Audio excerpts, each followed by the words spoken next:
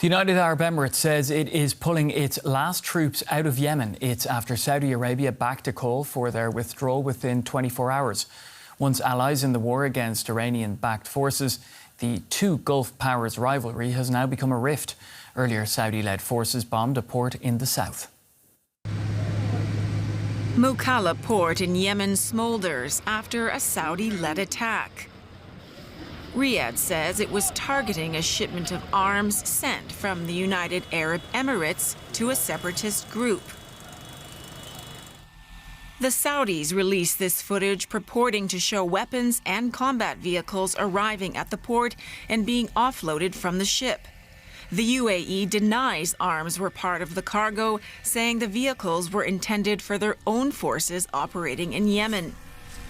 Yemen's internationally recognized leader, backed by the Saudis, has accused the UAE of abandoning their previous regional alliance. While we appreciate the former role of the United Arab Emirates in supporting legitimacy, its role has now unfortunately become directed against our great people, as it has provided explicit support for the rebellion and fueled internal strife, threatening our security and stability. Saudi Arabia and the UAE were allies in Yemen's civil war. After Houthi rebels toppled Yemen's government in 2014, the Saudis have been leading a coalition to stop their advance.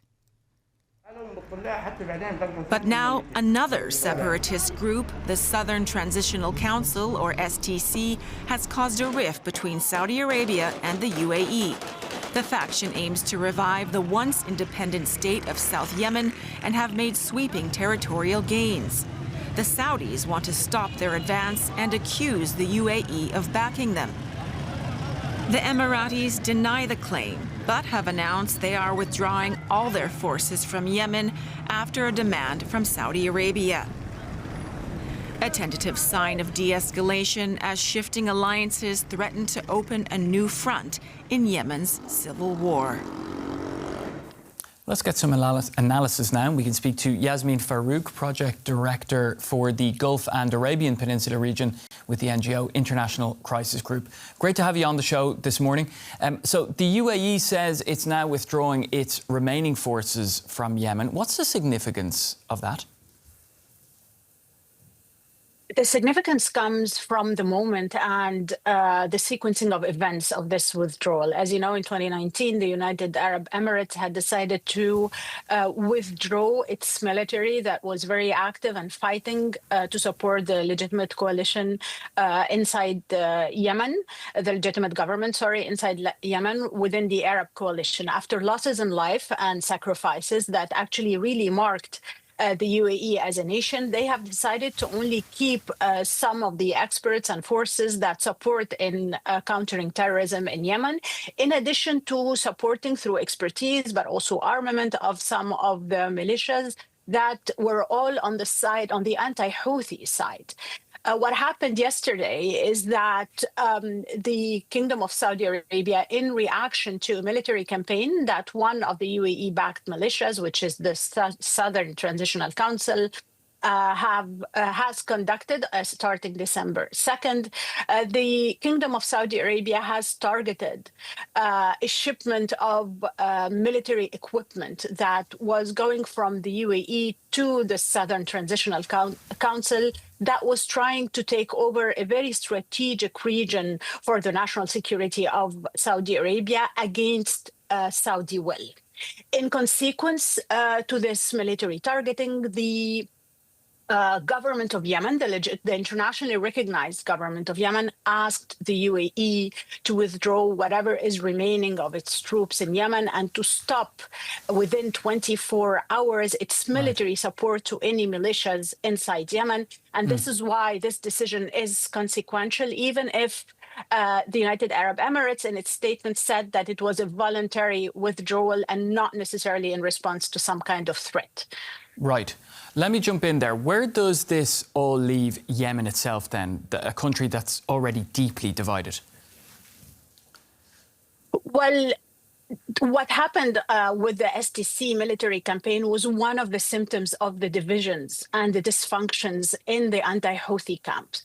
It was significant that the political differences and the political fragmentation inside that camp became translated into a significant military campaign, because it is not the first time that we see military, let's say, confrontations between different militias inside that same coalition. But this was a very significant advance, especially with the importance of the external backing by the UAE.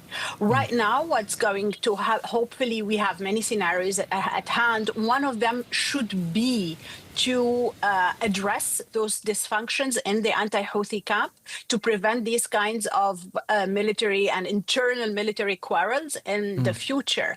But we also, the Houthi has been watching this, because of course, the weaker the anti-Houthi campaign becomes, the stronger he is in the negotiations with the Kingdom of Saudi Arabia and with the international community. This has distracted the attention from the overall roadmap and political solution that was being discussed with a UN sponsorship, but especially between the Kingdom of Saudi Arabia, the government of Yemen, and the Houthis. Now, we have about a minute left here, but how big is the risk that this dispute could spill over into neighbouring countries? Well, if by neighboring countries you mean the Gulf countries, that's a low probability.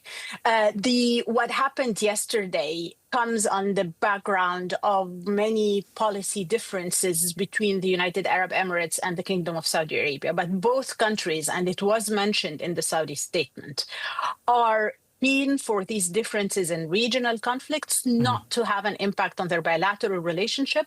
But yesterday was definitely an escalation. Where we could see an impact of this rift would be in the Horn of Africa, in Sudan, around the Red Sea, because the core differences, the core bilateral differences between the two countries are still not addressed. Yemen is one theater, but a franker conversation between the two is needed.